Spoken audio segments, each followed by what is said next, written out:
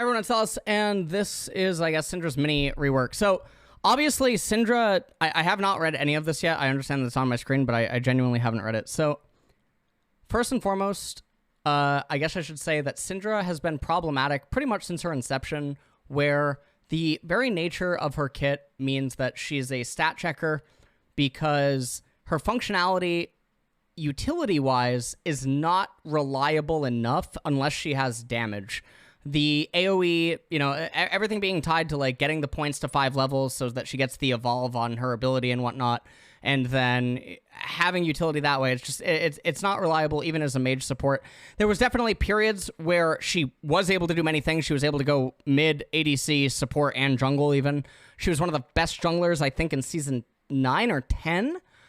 Season 9 or 10, she was definitely one of the best junglers in the game.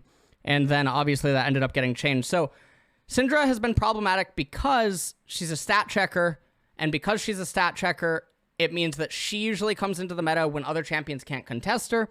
If she has too much damage, it makes it very difficult to play against Syndra because she's able to nuke you with just recipe items. And if she doesn't have damage, because durability update and everything else that ended up happening, she doesn't have enough damage to justify picking her over other mages because she doesn't actually bring the nuke that she used to. And there's better stat checkers inside of the meta than there is Syndra. So that, I mean, I think that a rework was probably inevitable because her gameplay is inherently kind of toxic in that regard.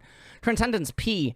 So, this has now changed. Syndra collects up to 120 splinters via damaging enemy champions and gaining levels. Okay.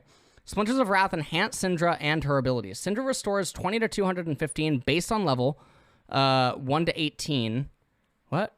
Mana, whenever she collects a splinter from an enemy, she can gain splinters via damaging an enemy champion with 2 abilities within 4 seconds, and it grants 1, 2, 3 at levels 1, 11, and 18.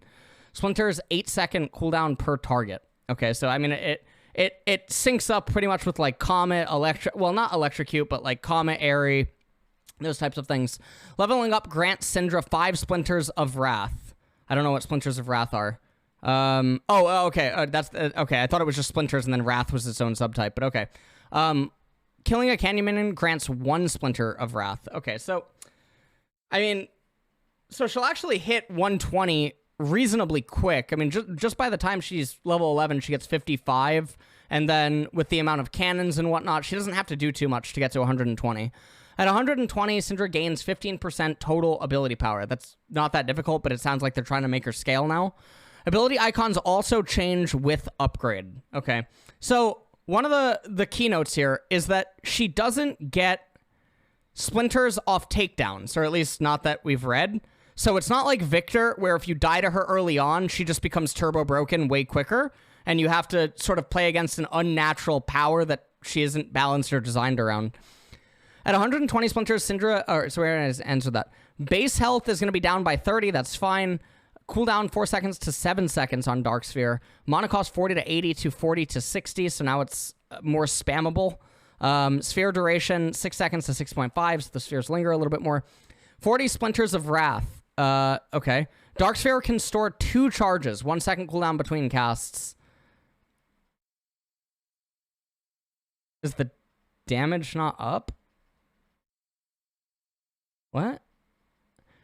The thing is like, okay, so immediate impression is that 4 to 7 seconds, when she has ability haste, in her standard build right now, it's almost like they would be a 1 second between cast when she has ability haste. So now it's going to make the spheres linger longer, and it's going to make it like it currently is, but spheres linger longer, and, well, it's nerfed early game, I guess. It's nerfed early game. Actually, no, it's buffed early game. She has easier trades, actually, now early game. Never mind. I was just wrong. I was thinking about her trade patterns. She has better trades early. Force of Will W. Sphere pickup detection radius 400 to 450. Okay. Now prevents non-sphere units from dying for a brief period when picked up. Okay. 60 Splinters of Wrath. Force of Will does an additional 15% plus 1 point. Oh, actually, no. She's not even really that buffed early game, by the way. This is just registering in my head. She has to literally get to like level 6 before this is even practical. So I just realized that. So actually, yeah, she is nerfed early game somewhat. 60 Splinters of Wrath. Force of Will does an additional 15 plus 1.5% per 100 AP true damage. Isn't that what she has right now? Wait, I'm trying to actually think. What she has something right now with true damage. Let me actually look. So right now, Syndra, where's the true damage?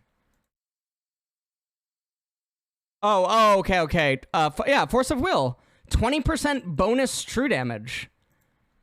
So she already has it. So I don't even understand what this is going for. Now, Syndra is not going to get a lot of AP. I mean, obviously, they're going to make it so that she wants to go Death Cap because of her passive. So maybe Syndra will get to, like... She'll get to, like, 600? So this will go to, like, what? 20 to 25% per game, depending on, like, her build state. So 20 to 25% per game. Or, yeah, I mean, I guess that's where she'll get to on Force of Will. Scout of the Week, magic damage, 85 to 265...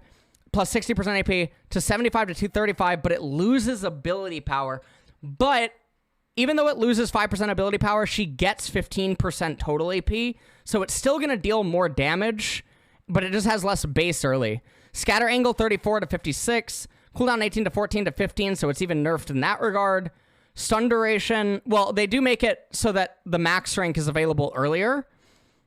So they make it so the max rank is available earlier, and I guess with the way that they're making her abilities, it's going 40, 60, 80, so they're trying to do this for the skill order, QWE. So, yeah, you have her old max rank almost at rank 1. Stun duration is reduced, it's whatever. Reduced failure chance of close range EQ combos, okay. 80 Scatter of the Week's cone is increased by 56 to 84, and also slows enemies by 70%. For 1.25 seconds after stunning them. That's better. Unleash Power R. Grant Darkfield Q an additional 10, 20, 30 ability. Huh? Okay, so it makes it her old one. I mean, so her Q will become a Karthus Q, I guess. Her Q will become a Karthus Q, but it's not getting extra range.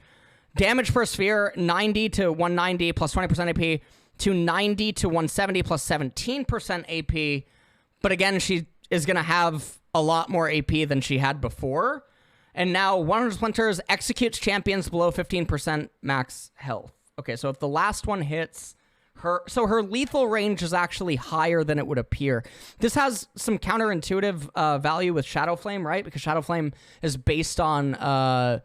it's based on the target's missing health, right? And Shadow Flame's obviously really good because it has 100 ability power. And obviously Syndra's going to want pen and stuff because they're giving her a lot of ability haste now with having the double Q and having the ability haste on Unleash Power, making it like a Karthus Q. So it seems like what they're trying to do is they're nerfing her early and mid-game lethals in laning phase. If people remember playing against Syndra in Season 9 or Season 8, Season 10 at some points, Syndra used to be able to have Lost Chapter Sork Pen Boots and kill you. That was a real thing. If she landed one QE, the next QE are in lethal. That was Syndra's play pattern. It seems like they're nerfing that play pattern, but now Syndra at like level 11, 12, 13 is going to be stronger than she was before, and she has more late game potency because she has more balls that she can throw around, and her balls are obviously going to be a lot wider, and they're going to be able to hit even larger targets when they explode on people. And then after you get hit by Syndra's balls, you're definitely going to be slowed, and that allows her to follow up probably with another Q. Whereas if you come out of current Syndra stun, depending on when she threw her W, it wouldn't matter. So they're giving Syndra more length, and they're making her balls have a lot more value in her gameplay. The execute is also really big, even against tanks. I guess if a tank has 4,000 HP and Syndra hits them with R, I mean, that is a pretty okay lethal threshold for an execute, I think.